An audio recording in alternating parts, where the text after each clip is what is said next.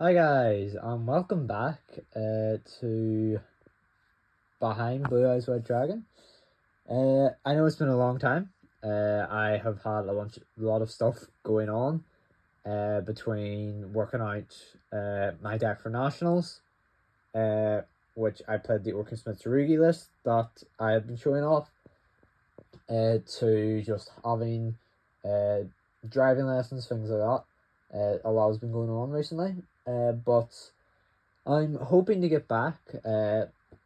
And another thing, kind of, I'm obviously just doing this for fun, and it stopped being fun for a bit. But I am feeling it again, so hopefully I'll be back in full swing again soon, giving combo videos on Wednesdays and deck profiles on Saturdays. Might not be that, might just kind of be whenever I feel like filming, but uh, that is the idea anyway. But this will be just a deck profile of an old classic that I love. In a Sharks deck profile, but it's Sharks Mitsurugi. And basically the whole idea of it is it's similar to Mitsurugi Raziel. Obviously nowhere near as good because Mitsurugi Raziel is like the best deck in the game right now. But the idea of it is basically to just use the shark cards as rank 4 extenders, and it does have some advantages that Mitsurugi Raziel doesn't have, but I'll get into a bit later, and I will just get straight into the deck profile, which I have not sorted the deck out, so I will have to go find. So for the shark starters, which are the main starters of the deck, we have a buzzsaw, a surfacing.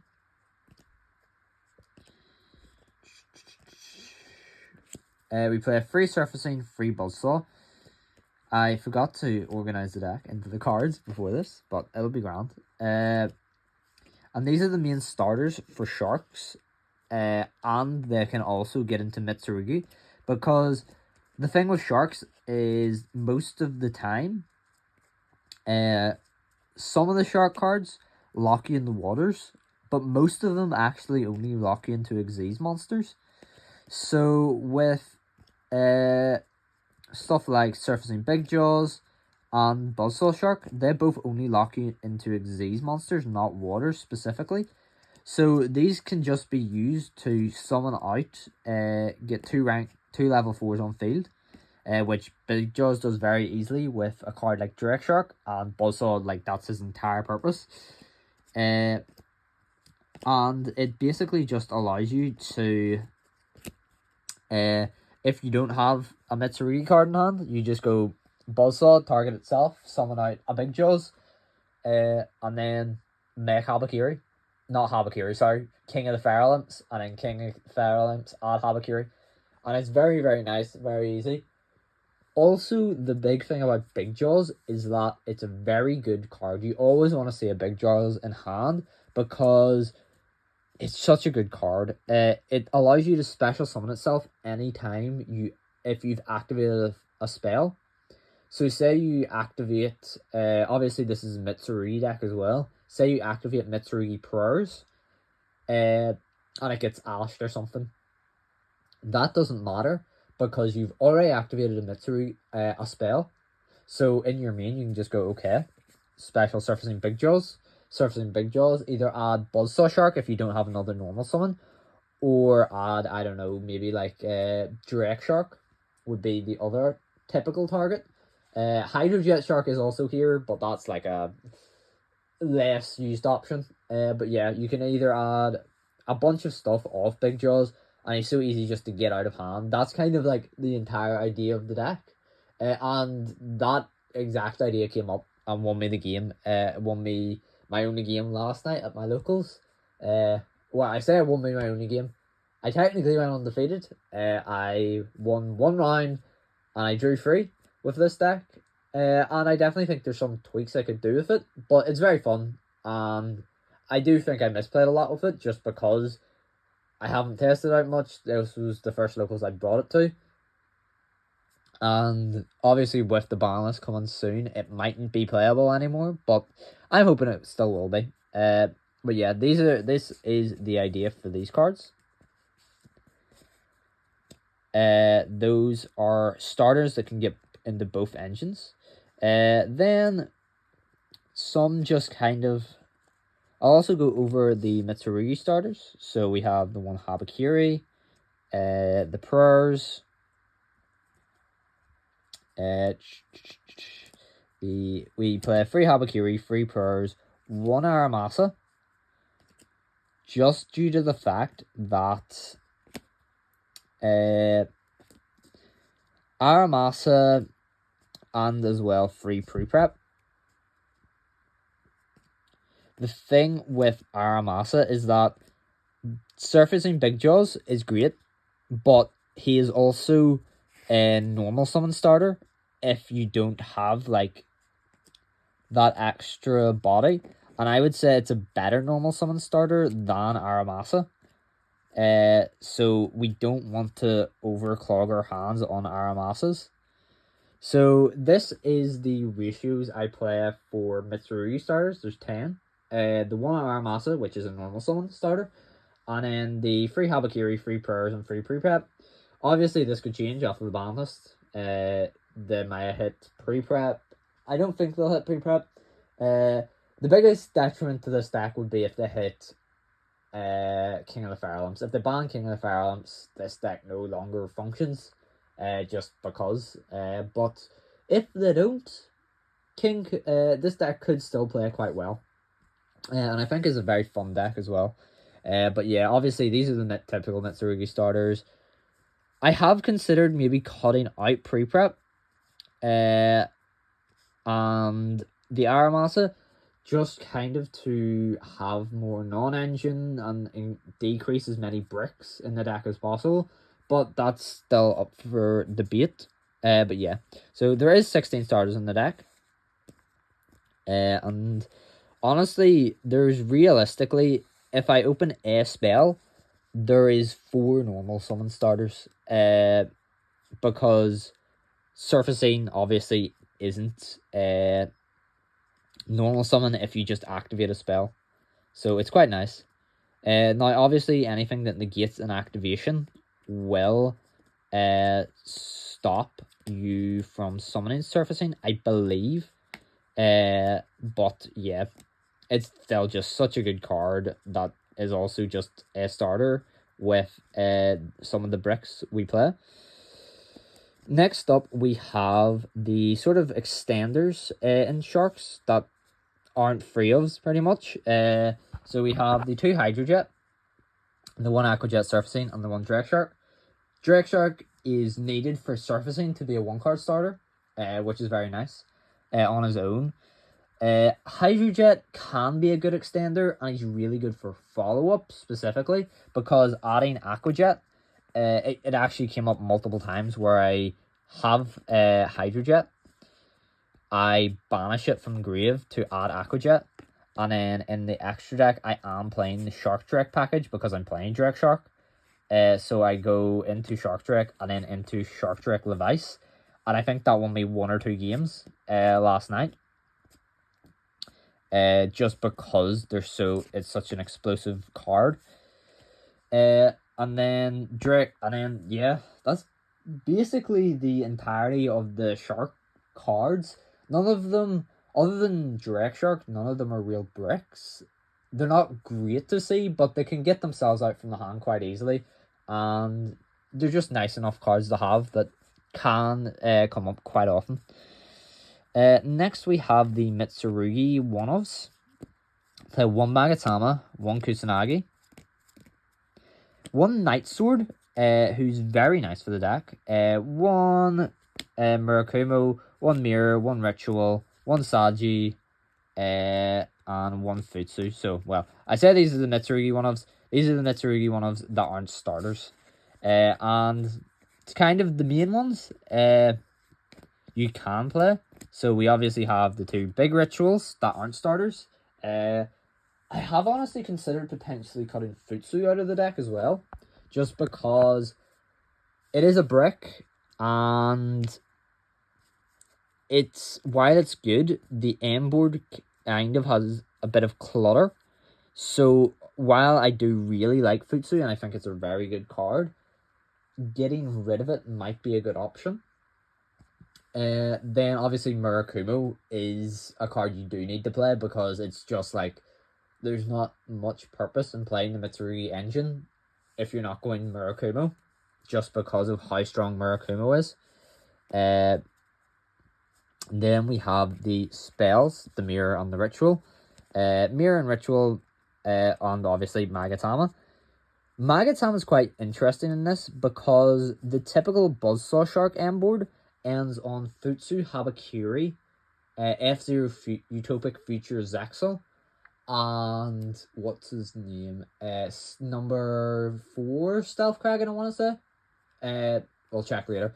But yeah. Yeah, number 4 Stealth Kraken. But so Magatama, you also Magatama set. So what you can do is you can have Murakumo in hand, Magatama set, activate Magatama, tribute the Habakiri to ritual out Murakumo, and obviously while you're losing your pop, the pop I find doesn't really come up much, while the tribute of something like a Futsu or the Habakiri to then go into Murakumo, I find can be quite impactful, especially considering you're getting follow-up plus so much more because of Magatama, so I really do like it for that reason. And then Mirror we're playing because we play pre-prep. It's the pre-prep card, and then Ritual is the best card in the deck, pretty much. Well, I say it's the best card in the deck. It's the card you want negated the least out of the Mitsurugi stuff. If Mitsurugi Ritual gets negated, it can be quite hard, but there's ways to play for it. And then finally, we have the reptiles, other reptiles. So we have the Kusanagi, Saji, and Night Sword. The reason, obviously Saji you play because that's what makes Habakiri a 1-card starter. You go Habakiri, reveal itself, summon Saji, tribute Saji, Saji add Ritual, and then go from there. But with, and Kusanagi is what allows you to recycle your Ritual back very nicely, and then use both of its effects. Night Sword, however, is really good in this deck, because there's a lot of rank 4 water Xyz, such as Stealth Kraken, who require specifically 2 level 4 water monsters. So having Night Sword to go, okay, I'll use Night Sword plus, say, a Buzzsaw Shark to make Stealth Kraken, who can be very detrimental to a lot of decks, is really, really nice. So him just summoning himself can be really, really impactful. And I even came up one game where my opponent had a DDD Wave King High Caesar, and instead of negating the Mitsurugi Ritual, the summon from deck, they just negated the Night Sword Serpent on their second material, because I think they also negated a Buzzsaw Shark. So both of the summons were negated, and it just completely... and then I was just able to go, okay, Ritual again, tribute Habakiri, summon Murakumo, win the game from there. And yeah, that is basically it for engines. So now I'll move on to the non-engine. So there's a lot of 2-ofs for this non-engine. Partially just because that's what I have, but also partially because I honestly feel like it's optimal. So we do play 2 Ghost Bell, 2 Droll, purely because I only have 2 Droll. I would be meaning 3, honestly, if I had it. And then the final card is 2 Ash. And I like 2 Ash because it stops the mulch armies. It happened twice last night, and probably won me one of the games that I drew, where I went Ash on a Mulcharmy Fuolos, stopped it from using it, and then was able to set up a board that my opponent just couldn't break, due to playing into Nib.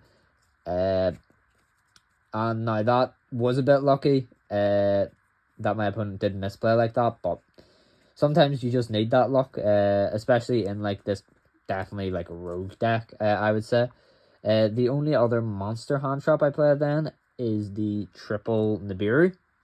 I still like Nibiru. I think people are playing around it more, and the decks in the meta do care less about it. But I still think it's quite a good hand trap, and I do think it's worth playing at 3. I probably would cut a Nibiru down to 2 for free Droll and Lockbird, but that's just my opinion. And then the other 3 cards are a Crossout, a Callby, and an Impulse. Only playing 1 Impulse because I only have 1 Impulse. And then Callby, Crossout are nice just because they're Callby, Crossout. They allow you to call Nibiru, they allow you to call Droll, they allow you to call Ghost Bell or Ash. It's really, really nice. I don't have any of the Moltramis, so that is why I can't cross out any of those. But I do feel that's why I am playing the extra Ashes, because usually I would just play triple Ghost Bell, but I do feel that this is a better ratio pretty much of non-engine. It gives you a lot of options. It is only 9, but Mitsurugi plays through board so well. And the shark stuff actually does give you a lot of OTK potential that Mitsurugi sometimes can miss, just due to the fact that all the big rituals add up to 7,600 attack. So that isn't game, and you have to find a way to get game from there. And I'm not playing Cowboy, kind of because Stealth Kraken just does a better job, I find, most of the time. And that will actually came up last night. But I will show you the extra deck now. So, for the extra, we are playing, this is all over the place, the Levice, and the Shark Drake. These two are great together.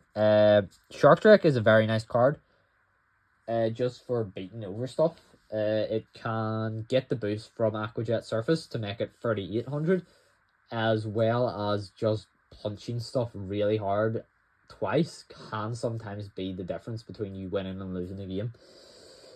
Next we have 103 Ragnazero. This is really good because it's a generic water Xyz monster that just requires 2 level 4s. It's also always on as long as you have Habakiri on field, so its pop effect allows you to pop a monster that has a different attack from its original. Because of Habakiri, that's always on, as long as Habakiri's on field. And it also gives you a draw, so that can be quite nice. Then we are playing Daigusto Emerald, Castell the Sky Blaster.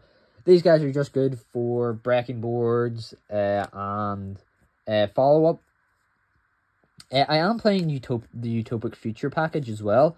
This I may cut. It never really came up last night. And it just felt a bit like these guys are here, and that's about it. You're just kind of here because I am playing King, who's one of the most important cards for the deck. So if he goes, the deck probably can't be played. I am playing Future's Exile as well. This is also one of the most important cards as an M-board piece, just due to the fact that with Future, you need 2 Xyz monsters with the same rank except number monsters. With Zexal, you just need 2 Xyz monsters with the same rank, meaning you can use Dugares to go into Future Zexal, and quite easily, because you go King, say you go Buzzsaw, summon Surfacing, you can go you can use Dugares to revive one of your more important cards, such as maybe like a Surfacing Big Jaws to get its effect, because Buzzsaw makes it so you can't use the effect. And just being able to go like these 2 into this makes them so much better. And Dugares is again one of the most important cards. You do go into it in the turn 1 combo, depending on what you draw, but yeah. And then the other really nice M-board piece is Stealth Kraken. Making everything water is really strong still. Stealth Kraken making everything water and then causing your opponent to any Fiendsmith opponents just can't play because they no longer have light fiends. Any sort of any opponent who cares about their typing, really, sorry, not their typing, their attribute, really finds it hard to play under Stealth Kraken. So that's very, very nice. He's a very, very nice card. And then for the rest of the XYZs, we have the Zombie Vampire, which can allow you to get over to your Shark Engine through Mitsurugi. It's not great, but it is the same way I used with Orcus to get into the Orcus engine. And there is some cards in Sharks where you do want them engraved, such as Hydrojet. And then Dingirsu is just a nice rank 8 that can be used to break boards quite easily. And finally, we also have Dynamondo and SP Little Knight, just as kind of links that if you just have Mitsurugi to break a board, these two cards can come up, and this Little Knight did come up last night, which was quite nice. But yeah, so that is the deck profile. As I said, I won 1, drew 3, but I do think I could have done better. I just kind of misplayed last night quite a bit, and there is still quite a few changes I think I can make to the deck. I think it can be a lot better, but it's just kind of a waiting and seeing kind of how the ban list plays out, because I don't want to invest a bunch of time into this deck if they're going to ban King of the Fire Elements and then it's kind of unplayable. But I think it's a very fun deck and very good, and it's, well, I say it's very good. It is a worse version of Mitsurugi Raziel, but it's a fun version that I think is very enjoyable to play. I love Sharks. I really like Mitsurugi stuff, and it's definitely worth picking up if you have the spur, a spur 20 quid maybe. Well, if you already have the Mitsurugi stuff and you have the spur 20 quid, you can get most of the Shark stuff for quite cheap. So thank you all so much for watching, and I will see you all later. Goodbye.